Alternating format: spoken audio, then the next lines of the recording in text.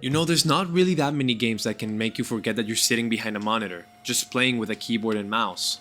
Whether it's the inescapable dread of Dead Space, gazing at the Erd Tree for the first time in Elden Ring, or just stepping into a shrine in Breath of the Wild, true immersion is hard to tap into. Despite this, many developers try, but few succeed. But there's one game in particular which perfectly encapsulates the whole experience of being in an old war film. Battlefield 1 isn't just the greatest, most cinematic game I've ever played, but it's also my favorite representation of the Great War. Get ready, man!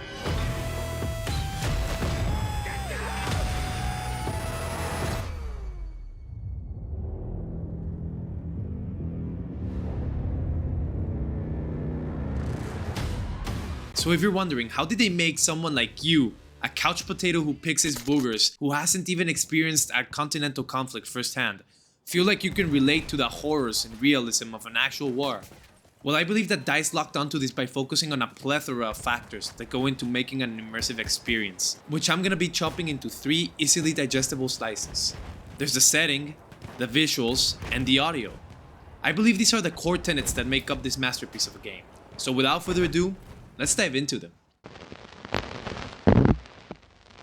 The Great War has been a crucible of innovation and exploits which witnesses a stark juxtaposition of the old and the new. Along the Western Front, our brave soldiers endured the stagnant horror of the trenches. Never before has a nation poured forth such immense resources, a relentless tide of grass and industry, to sustain the armies on the battlefield. You know, it seems that with the newer generations, the fact that World War II is named that way because there was a war before that is completely forgotten. It's honestly pretty sad to see, because everywhere you look in popular culture, movies, and books, it's just a mustachioed man everywhere, and there seems to be no respect or at least representation of the former war. Fortunately, DICE broke through by setting this game back in the late 1910s, bringing with it drastic changes that shook the FPS industry. This war, a moment of profound transition, presents a grim spectacle. The noble cavalry, once the pride of the armies, pitted against the infernal rattle of machine guns. Infantry assaults, where the flower of a youth charged with unwavering courage, are met with the thunderous wrath of modern artillery. A brutal awakening to the exigencies of this new and terrible warfare. Now, basically what old-timey Extnt over there was trying to say is that Battlefield 1 utilizes its time period to its fullest capacity. Part of what makes the game so fun is seeing all the old war tactics clash with the modern ones. For example, there's cavalrymen. Equipped with a saber, you get more mobility than your standard foot soldier, and are able to harass and eliminate the enemy's backline. These men fought along with tanks, huge beasts of iron and brass that engage in frontal assaults that no soldier had ever seen before. You didn't have jets and chemical weapons, you had zeppelins and oh wait, you did have Mr. Gas. Moving on. Flamethrowers are available in certain parts of the map, launching burning oil to an unsuspecting trench soldier, and God, just listen to these lines!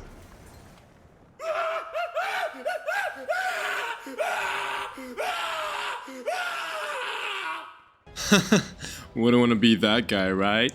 Huh? Oh, brother, this guy's still. Hey guys, 5-second intermission. If you want to see more content like this, please like and subscribe, okay? Okay, back to the video. I'll go into the audio later, but the main point was to show that Battlefield 1 makes it clear that you are not the hero. Most other AAA shooters like Doom or Call of Duty make you look like the badass action hero, a John Wick that's killing all the bad guys. This can make you feel awesome, but Battlefield 1 approaches how you feel about war in a totally different, more realistic way. These people are human, with a mom and a dad, maybe even children of their own. They push. We push. Every once in a while, we push hard enough that the light breaks through the clouds. And a world beyond the war glimmers, just out of reach.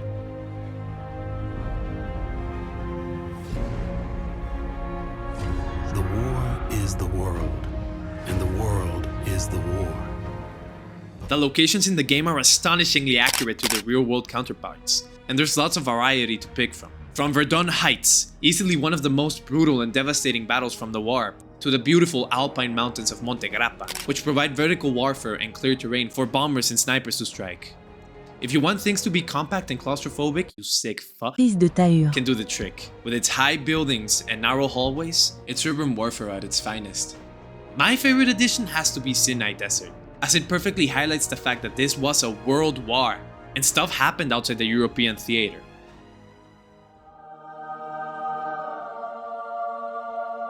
Oof, now it's time for the visuals, and oh my god does this part speak for itself. It doesn't take a genius to see this footage and think, wow, this looks amazing! Just one look at the beautiful scenery is enough to captivate all your senses. You can practically smell the flowers, the trees, the birds, everything is beautiful. If you showed this game to somebody you know and asked them when it was released, odds are they might say 2 or 3 years ago. But no, it was actually made 8 years ago. Holy shit, I'm old. When you drop into a match for the first time, you're greeted by an eagle's eye view of the whole map. You can visually see the sheer size and chaos that is unfolding below, whether it's planes driving by, explosions, and other nifty elements you can catch with your eyes looking down. Now the color palette varies from map to map, but it's mostly muted and desaturated, perfectly reflecting the grim reality of Waran. And most of the contrast provided is by harmful elements, like fire, explosions, or mustard gas. Now, how does this game look amazing 8 years ago when many AAA titles that release today look like absolute dog shit? First off, we have to understand the Frostbite engine, the backbone of the game which makes everything work. It's been fine-tuned over the years to handle large dynamic environments, like, let's say, your average World War I set piece. The game runs like a champ, even in subpar hardware, and is optimized to handle large amounts of players in it, as we see in the 32v32 matches. One little detail I really enjoy is seeing how the lighting changes when you get out of the bunker. It's kind of like when you come out from a dark building in real life and your eyes need adjusting for a quick second. It adds depth and cinematics to the overall experience. These details matter, guys, especially when you add mechanics like destruction and dynamic weather, which the game excels at. You can spawn in as an assault class, with anti-vehicle bombs and just destroy buildings. It's actually insane how a well-maintained town can become ruins in the span of 10 minutes. Just look at all this destruction. You can also make trees fall off with a grenade, and yeah, when you're in the middle of a great sniping session and the fog comes out of nowhere, it sucks. But hey, it's what makes the game dynamic. The moment-to-moment experience is always changing.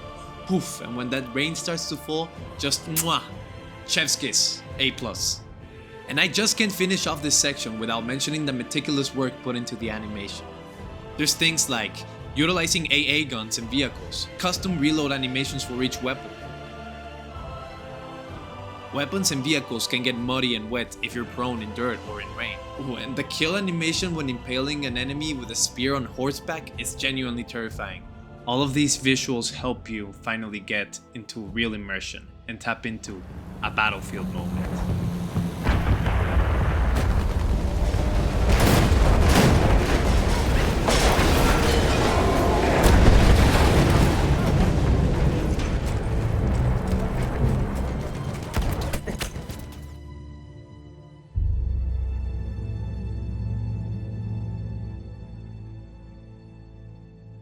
Oh my god, the glaze train keeps on coming, because we're now gonna be talking about the audio.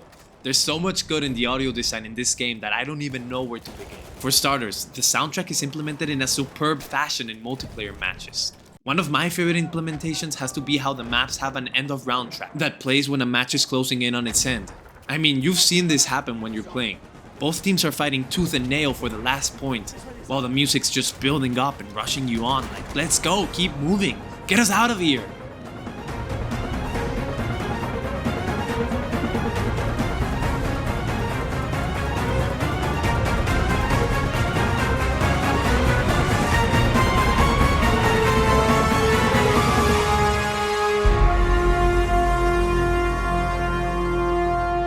The general audio when being a soldier is just perfectly recreated to simulate a real-life experience.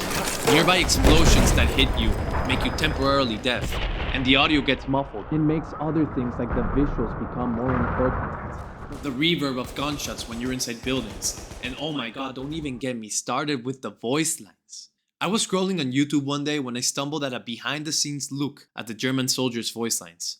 The fact that they're doing push-ups and running around with heavy weights to properly capture the real panic and struggle of war is a commitment that goes above and beyond the norm. I'm Feindliches Fahrzeug! Feindlicher Landkreuzer! Und was für ein Brummer! Seht ihr? It also helps that all the voice lines are done with the language of the specific country you're playing as. This helps to frame the global scale of the war, and there's nearly 160,000 different voice lines in the game. Here's a sample of the medic voice lines in different languages. Aha, sıhhi yardım çantası. Erste Hilfe für dich! Cassetta Medica, Echo. Bitte, helf mir! Das ist doch Wahnsinn! I can't take it! Stop firing! Please stop firing! Oh, make him stop, make him stop, make him stop! Stop firing! Please, stop firing! Mama, hol mich hier raus! It's how all the little pieces come together to form one cohesive experience. These little details matter. And I think the mechanic that can sum up these three things as an example is the bayonet charge. So here you are, an average infantry soldier, with a bayonet affixed to your barrel. As you're sprinting, you spot an enemy and start to charge. You let out a war cry and the screen gets overexposed, as if adrenaline is messing up with your hearing and your vision. To conclude, I just want to say that Battlefield breathes epicness. From its dramatic set pieces all the way down to the little details in the audio. It's a AAA war game like no other. There's no doubt to why this is still one of the most active Battlefield titles despite its age. And it's all because you play, you feel, and you live in the battlefield. Anyways, before we go, thank you guys for the support on the previous video. My expectations were truly blown up, and I'm gonna sound like every generic YouTuber, but the dopamine in my body has not peaked as much as watching my view count hit 10K. Let's try a name for that again. Comment below any thoughts, suggestions, what you feel about the video, leave everything below, and subscribe so you can join the familia. Oh, and like the video. Peace.